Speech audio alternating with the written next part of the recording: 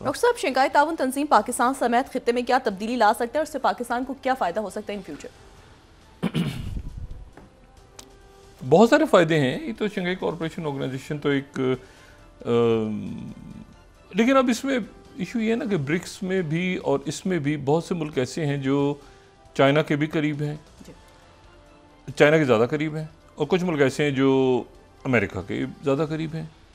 जैसे इंडिया जो है वो ब्रिक्स में है और एससीओ में है, लेकिन उसकी जो कुर्बत है वो अमेरिका के साथ है, चाइना के साथ तो एक तनाज़ा चल रहा है। तो ये अभी जो फोरम्स हैं और सारे जो प्लेटफॉर्म्स हैं, इन्होंने कोई अल्टीमेट शक्ल लेनी है। पाकिस्तान ज़ाहिर है इसमें एक कलीदी किरदार है, बशर्ते ये कि पाकिस्तान अपने अंदरूनी इंतशार और खल्फिशार से निजात पाए।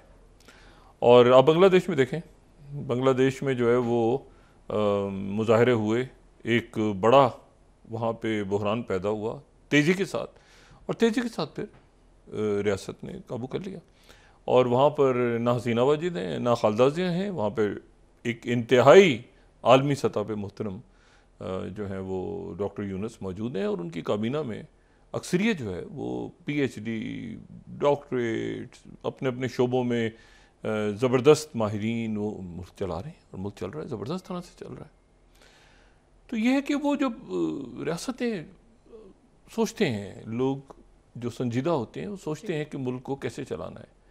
मतलब ऐसा तो नहीं है ना कि हसीना वाजिद का जहाज़ जा रहा है, अचानक तो उनको कॉल आ गई, मैडम ऐसा है कि ज़रा मामला तय करके आप चट्टागांव को उतार देते हैं। ऐसा तो नहीं होता, इस तरह नहीं होता।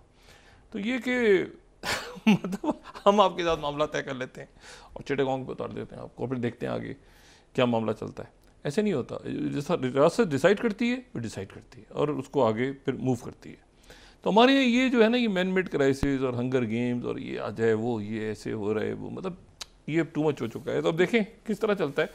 लेकिन ये कि शंघाई कॉरपोरेशन ऑर्गेनाइजेशन जो है उसका इजलास बहुत खूब हुआ, मेहमान यहाँ पर आए, इस्लामाबाद बहुत उम्दा अंदाज में उनकी मेज़बानी भी हुई, और उसके लिए उनकी तरफ से मुस्कुराहटें भी नजर आई मेहमानों की तरफ से, और बहुत अच्छा अरेंजमेंट। और ज़ाहिर है लोगों को तकलीफ़ हुई कुछ, लेकिन मजमूई तौर पे रस्ते वस्ते बंद हो जाते हैं तो चलता है, लेकिन मजमूई तौर पे आप कहें तो एक बहुत कामयाब इवेंट पाकिस्तान में हुआ, और खैरियत से हुआ और अच्छा हुआ।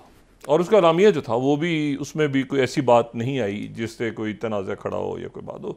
अलामिया भी आया और वो मेहमान भी यहाँ से हंसी खुशी चले गए। अभी है कि फिर वही रपड़ पड़ा हुआ है हमारा अंदरूनी इंतशार खल्फिशार, वही तरमीम आएगी क्या होगा। इररिलेवेंट इश्यूज़ हैं ये सारे। सिक्योरिटी, इकॉनमी, और इकॉनमी तब तक ठीक नहीं जब तक ना, सिक्योरिटी जब तक ठीक है जब तक अकाउंटेबिलिटी नहीं होती कंप्लीट, और साथ ही उसके जो है वो सोशल अनरेस्ट लोगों में। तो ये तय हो चुका है अब कि करप्शन हो ही नहीं सकती। करप्शन होगी तो एक ही सियासी जमात करेगी, बाकी सियासी में कर ही नहीं, वो करेगी तो करेगी, और कोई कहीं जुर्म हो ही नहीं सकता, होगा तो एक सूबे में होगा, बाकी मतलब अजीब सा एक सिस्टम है ये जो है, इस तरह नहीं चलते मुल्क। तो लेकिन बहरहाल देखें, अब इंशाल्लाह अल्लाह ताला खैर करेगा। अभी तो ये कि एससीओ की कामयाबी जो है वो एक बहुत मेरे ख्याल से मुस्बत यहाँ से मामला आगे गया। अच्छा, अब ये पॉलिटिकल टर्मोइल और इससे ज़ाहिर है चूँकि चल नहीं रहा तो अब आगे देखें किस तरफ जाता है, मैं उस पर ज़्यादा बात नहीं करना चाह रहा। लेकिन जो असल बात है वो ये है कि किसी भी वक्त इसराइल ईरान पे हमला करने जा रहा है,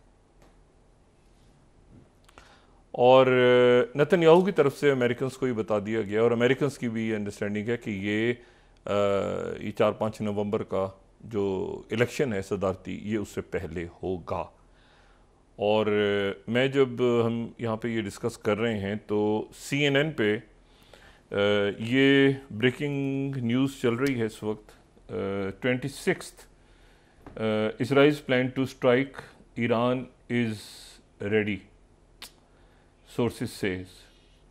और CNN की ही 25 फिर उसके बाद ये उनकी भी ब्रेकिंग यही है कि US officials expect Israel's counter attack on Iran will come before US election day.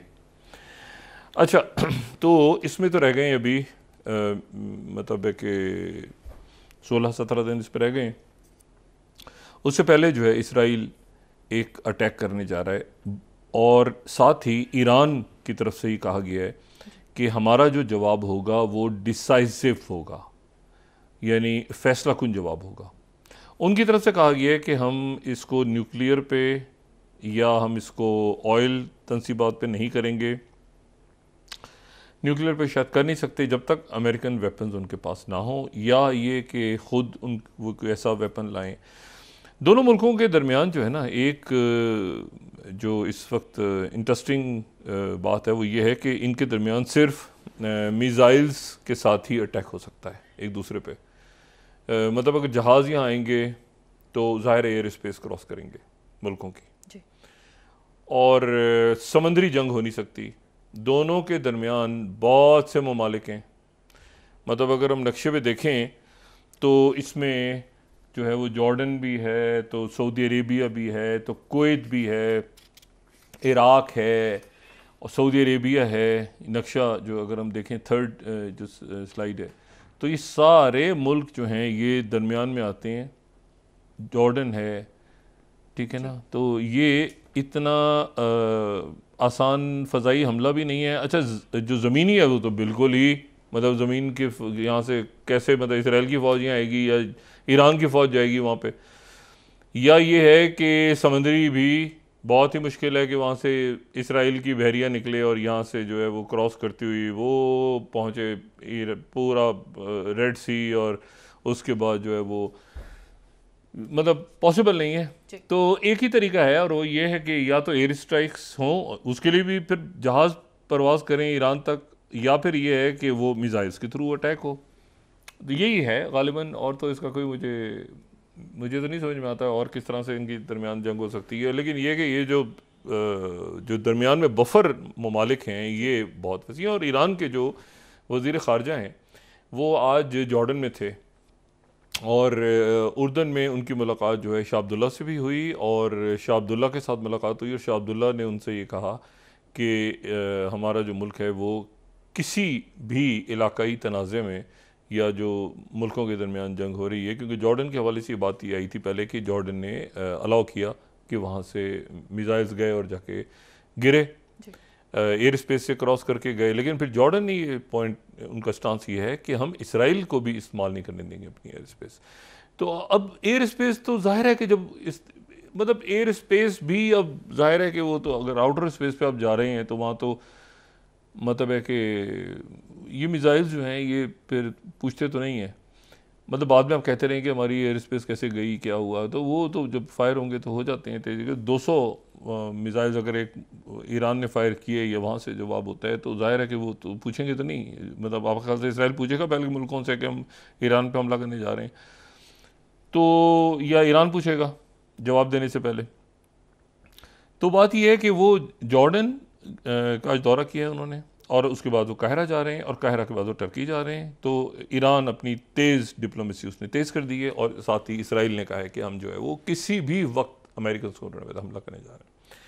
अच्छा, ये मशरिक़ वस्ता के अंदर ये या मगरबी एशिया में अब इसमें ज़ाहिर है कि इसमें साइबर अटैक्स भी हैं, इसमें टेररिज्म भी है जवाब में, इसमें मुख्तलिफ जो नॉन स्टेट प्लेयर्स भी हैं, इसमें जो अनाउंस्ड यानी बाकायदा प्रॉपर, अगर आप उनको नॉन स्टेट तो नहीं, हिजबुल्लाह तो बाकायदा पार्लियामेंट का हिस्सा है, एक सियासी जमात है, और हमास जो है वो भी इलेक्शन जीती हुई है, तो वो भी अपने आप को उसको नॉन स्टेट कहें या जो भी कहें, पाबंदियाँ लगी हुई हैं, लेकिन 12 इलेक्शन तो वो जीते हुए हैं। तो ये अब ये है कि ये अब मामला एक बड़ी जंग की तरफ कोशिश है कि इसको जाने से रोका जाए। लेकिन ये है कि बहरहाल इसराइल अगर अटैक करता है और न्यूक्लियर फैसिलिटी पर मुश्किल होगा। ईरान की जो ऑयल फैसिलिटीज़ हैं उसके ऊपर भी शायद अटैक ना करने का अमेरिकन ने कहा है, क्योंकि उसके नतीजे में जो ऑयल का एक बहुत बड़ा बहरान पैदा होगा, तो उससे फिर ना यूरोप संभलेगा और ना बाकी मुल्क संभलेंगे, और ईरान जो है वो फिर जाहिर है कि उसका ये कहना है कि हम किसी का भी ऑयल यहाँ से नहीं जाने देंगे। अच्छा, ज़रा इस तरफ वापस आते हैं, लेकिन पहले जो कल भी मैंने बात की थी, एक बड़ा बहरान जो एक और सफारती महाज पे बहरान है, लेकिन सफारती महाज पे बहरान जो है वो उसका कल्मिनेशन क्या है, ये मुझे अभी हमें देखना है।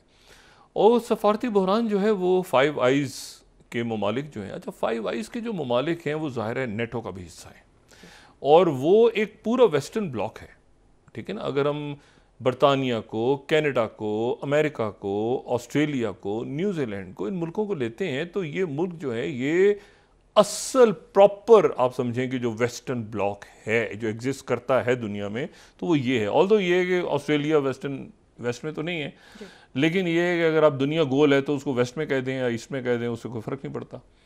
लेकिन यह है कि ये सारे ममालिक बड़ी अहमियत रखते हैं और ये आपस में एक दूसरे के साथ बहुत बहुत गहरी इनकी तारीखी ये कोऑर्डिनेशन है।